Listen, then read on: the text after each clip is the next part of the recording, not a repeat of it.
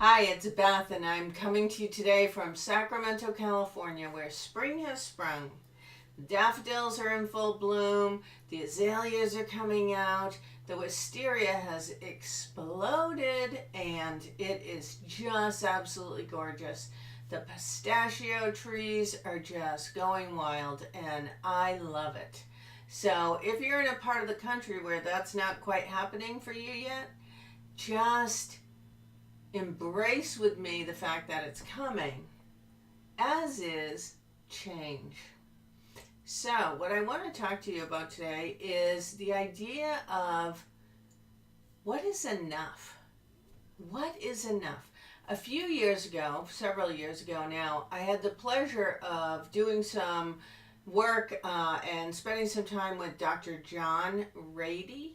And Dr. Rady is out of Harvard, and he's one of the leaders on understanding and researching how physical activity impacts our ability to learn.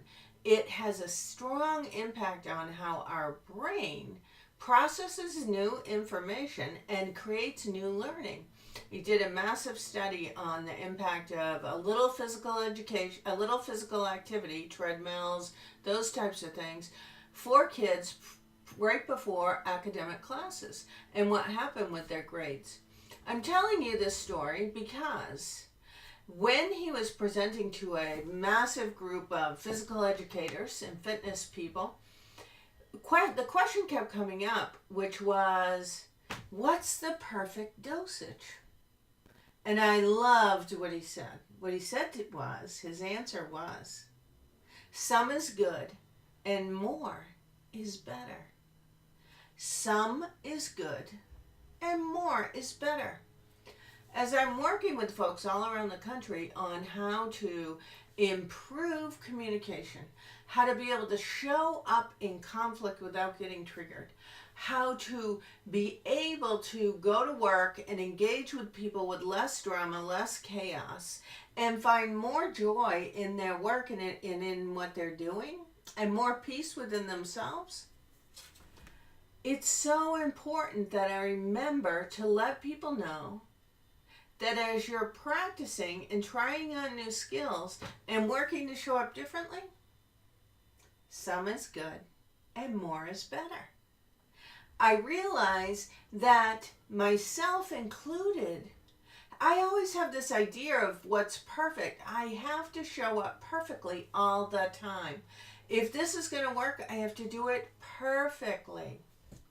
But the truth of the matter is, as we're learning new behaviors and we're trying on and trying out new ways of being in the world, we need to practice.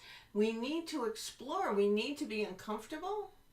And that's a big shift. So a lot of people I work with, they tell me, yes, every time I have to give feedback, or every time I have to receive feedback, every time I have to go into my employee review, performance review, I tell myself, this time I'm not going to get upset. This time I'm not going to blow up. This time I'm not going to shut down. I'm not going to become defensive. And they make that commitment. Or maybe the commitment is, I just had this with a client the other day, this time from now on, I am going to give clear communication. I'm going to give clear directions. I'm going to make sure everybody on the team is on the same page when they leave the meeting. Okay, well, the commitment is great. The tough part, as a matter of fact, the commitment is easy. I commit every year to lose weight, exercise more. I commit all the time. That's great. But the work is in the practice of the new behaviors and in getting comfortable with what initially feels very uncomfortable. So if you're someone who makes a commitment every day that you're going to go into the office and not be Debbie Downer when you get there, I'm thinking of one person who has this goal. They show up and they can't help it. They get in the door, and as soon as they're in the door, they complain about the commute. They complain about the baby not sleeping. They complain about their spouse. And so the behavioral the behavioral change for them, the steps to making change, are to practice showing up and saying, hey, good morning, great to see you. That's it. That's it. But in the beginning, that feels uncomfortable because they have their routine.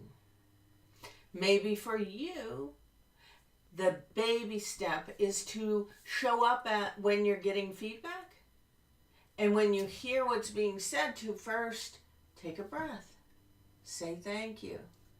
Say, let me consider that and get back to you. Instead of responding in the moment. Maybe if you're the person who doesn't give clear directions, whose communication creates confusion, it's taking a breath, stopping, and saying, are there any clarifying questions?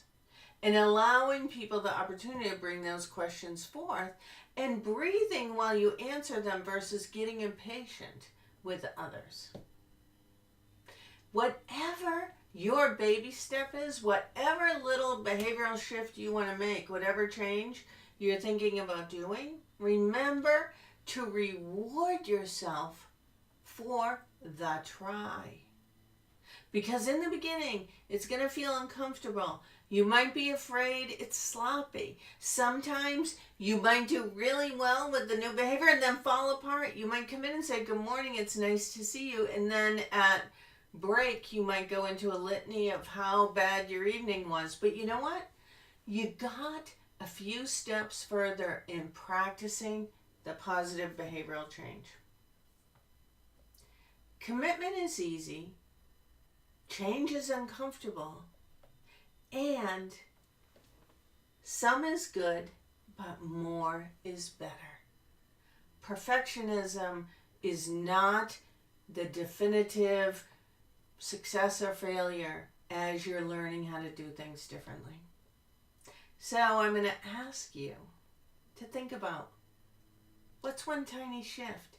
What's one little baby thing that you can commit to doing different and seeing how it feels when you get comfortable? And remember, some is good and more is better. All right, until next time, this is Beth with your little bit of Beth.